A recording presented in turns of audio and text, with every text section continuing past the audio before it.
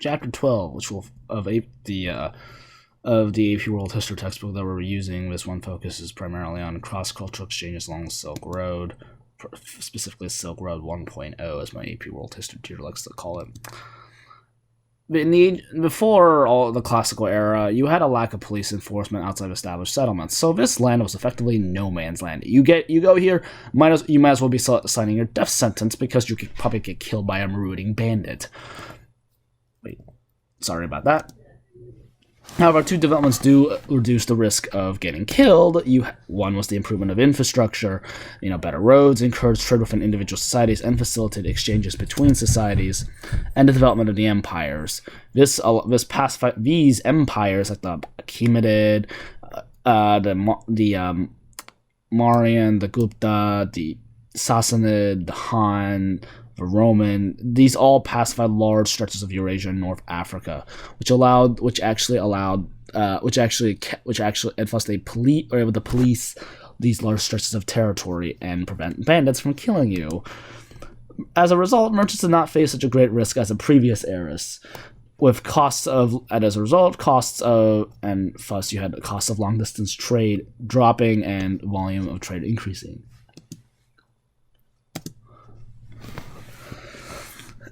Now, in the Hellenistic age, there's dramatic increases in trade due to Greek colonization, thanks to the discovery of the monsoon wind patterns from Greek and Arab and Indian sailors.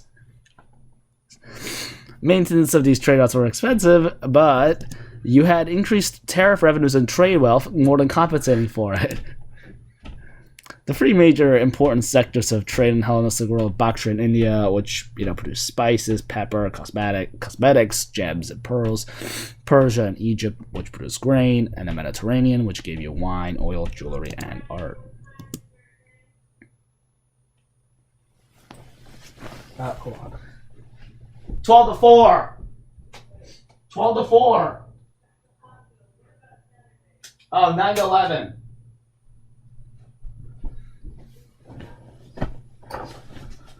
What?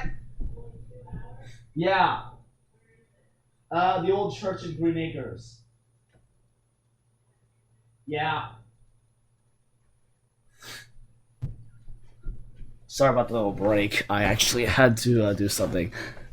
The Silk Roads of the Han and Roman Empire were named for one of the major commodities, although not the main commodity, silk, which came from China.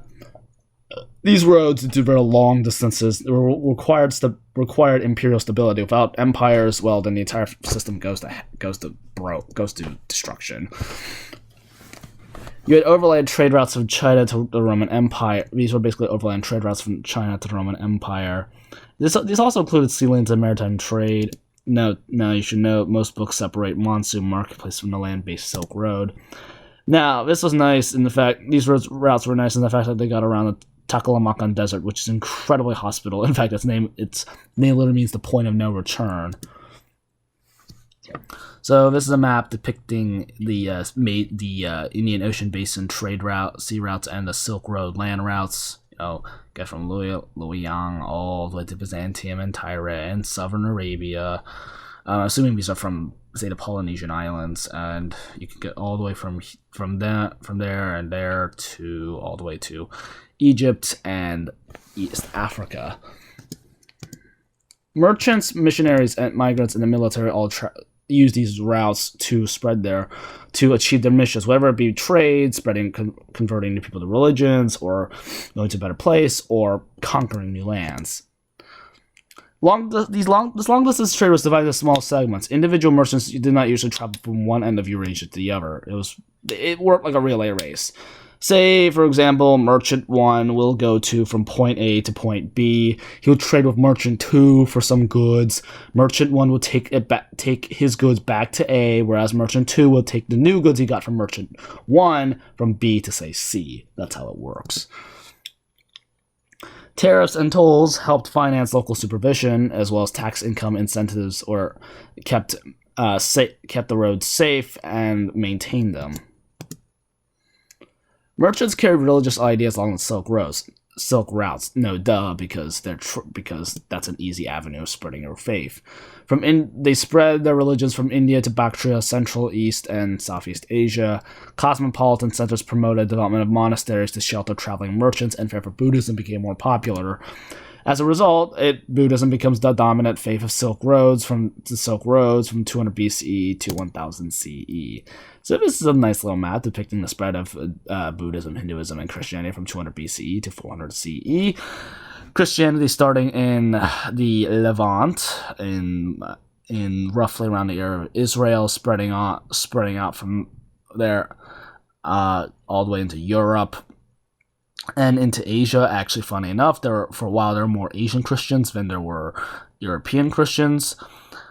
Buddhism was starting in India, spreading on from there to Sri Lanka, Southeast Asia, East Asia, and into Persia. Hinduism spreading into Southeast Asia and Hinduism spread to Southeast Asia as well. Originally, Buddhism was restricted to foreign merchant populations. However, it begins to gradually spread to larger populations in China beginning 4th to 5th century CE, partly because Confucianism had been discredited by the fall of the Han and the ensuing chaos that occurred. Buddhism and Hinduism spread to Southeast Asia along the sea lanes in the Indian Ocean. Around 1st century BCE, you had a clear Indian influence in Southeast Asia. The rulers there were called the Rajas, and Sanskrit was used for communication.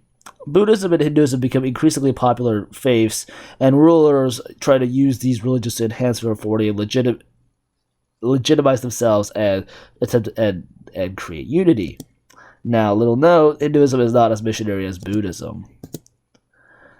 One of the major key figures in the spread of Christendom is a man named Gregory the Miracle Worker, who lived in central Anatolia in the 3rd century CE. He was reported to have expelled demons, diverted the river flood, moved boulders, etc., etc., etc. Basically, this guy is supposed to be like a miracle man. Thanks to him, Christianity spreads through the Middle East, North Africa, and Europe. And it has sizable and enduring communities as far east as India. Now, the influence of ascetic practices from India and Southwest Asia trained Western Christianity, and as a result, this Christianity became more focused on monasticism or monasteries. It advocated for the abstention from sexual contact, fine foods, and other comforts, and it sometimes even advocated for completely withdrawing from family life and society. Some of the hardcore people took it, became actually desert-dwelling hermits living in monastic societies. After the 5th century CE, these guys followed Nestorius and got all the way to China. Now, this is one of the major controversies. It actually emphasized the human nature of Jesus. This would become a major question in Christianity, in early Christianity. Another major religion was Manichaeism, which was developed by a man named Mani, who was a devout Zoroastrian and lived from 260 to 272 CE. He was influenced by Christianity and Buddhism, so he mixed them into his own religion. This is an example of syncretism. He viewed himself as a prophet for all of humanity. He was a dualist, believing in the whole idea of, there's an evil force, there's a good force, there's a hell and a heaven, like Christianity and Zoroastrianism.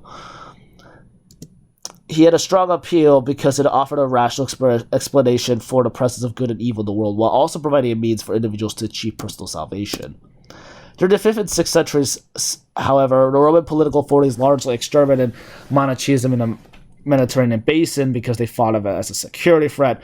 Zoroastrians did not like this religion either, so it caused the Sassanid rulers in Persia to persecute them in Southwest Asia. Mani is arrested and dies in captivity. New trade routes also allow the spread of pathogens, for example, smallpox, measles, and bubonic plague. This brought about a destructive demographic decline that also brought about social and economic changes.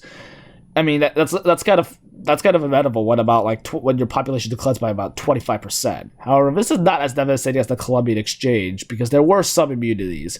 Unlike, say, when the Europeans arrived into the New World, almost none of the natives had immunity, so the death rate was 90 something percent. As a result, trade with the empires died, and you had a shift towards more regional self-sufficiency. From this, you get the early beginnings of feudalism, especially in Europe. So this map can just demonstrate to you how destructive these epidemics were. The Chinese population from 0 to 600 CE, rises to 50 to 60 million, but then it declines to roughly 45 million at 600 CE. Roman population, it's just a steady decline all the way to 400, from 0 to 400 CE. Like starting off at 60 CE and then going all the way down to starting off at 60 million and going all the way down to 40 million. This doesn't really help the Han state, which is already suffering from court intrigue and the formation of factions for marriage alliance. You also had the perennial problem of land distribution. And the large landholders used their power to shift taxes to the peasants, and they developed private armies. So yeah, this is just great. Now you have even more. This is just a really stable society. You're individual landholders not owing loyalty to their own central state, but instead developing their own power bases, and also pissing off the peasants by shifting the taxes to them. Unsurprisingly, peasant rebellions break out with one of the most destructive ones, the 184 CE Yellow Turban Rebellion, and like I said, the epidemics didn't help. The generals begin to assume authority and reduce the emperor to a puppet figure. They begin forming alliances with the landowners, and this just continually weakens the Han Empire until 220 CE, the dynasty is abolished, being replaced by free kingdoms. You also had around this time the immigration of northern nomads, Central Asia, who are from Central Asia, increasing. So the three major kingdoms that develop around this time are the Wu, the Wei, and the Shu. Now, these nomadic peoples, they become Sinicized, and they start adopting Chinese culture. They adapted the Chinese environment, such as with agriculture, and they adopted Chinese names, dress, and married with the Chinese. This is unlike the Romans, in which the Visigoths didn't even give two cahoots about trying to blend with Roman society. The disintegration of the political order cast doubt on the validity of Confucian doctrines. As they say, once the pitchforks come out, ideas mean absolutely nothing. Buddhism and Daoism, as a result, gained popularity in this time of Confucian weakness. Daoism attracts widespread interest among a population afflicted by war and disease, and Buddhism receives strong support from nomadic peoples. It's all because these religions are religions of salvation. We are going to help you find some form of salvation in this awful, disastrous mess. It also provided an important cultural foundation for the restoration of a unified political order later on. Whereas in Rome, this didn't happen, so once Rome fell apart, well, no more Rome. The Roman Empire similarly suffers from internal squabbling. Again, also in the military, you had a series of emperors called the Barrack emperors, who from 235 to 284 CE, 26 claimants. There are 26 claimants to the throne, many in the military, but all but one is killed in power struggles. You also again have epidemics and the disintegration of the imperial economy results in the favoring of local and regional self-sufficient economies. Again, feudalism. In an attempt to solve this problem, Emperor Diocletian, who reigned from 284 to 305 CE, divides the empire into two administrative districts. They are each ruled by a co-emperor, who also had a lieutenant. These were known as tetrarchs. And he also implemented currency and budget reforms, such as price caps to dampen inflation, which helped to somewhat stabilize the economy, but it really didn't solve the problem. Little piece of advice: if you're going to try to stabilize inflation, price caps never really work. The relative stability that appears under Diocletian goes away after he dies, and civil war just breaks loose.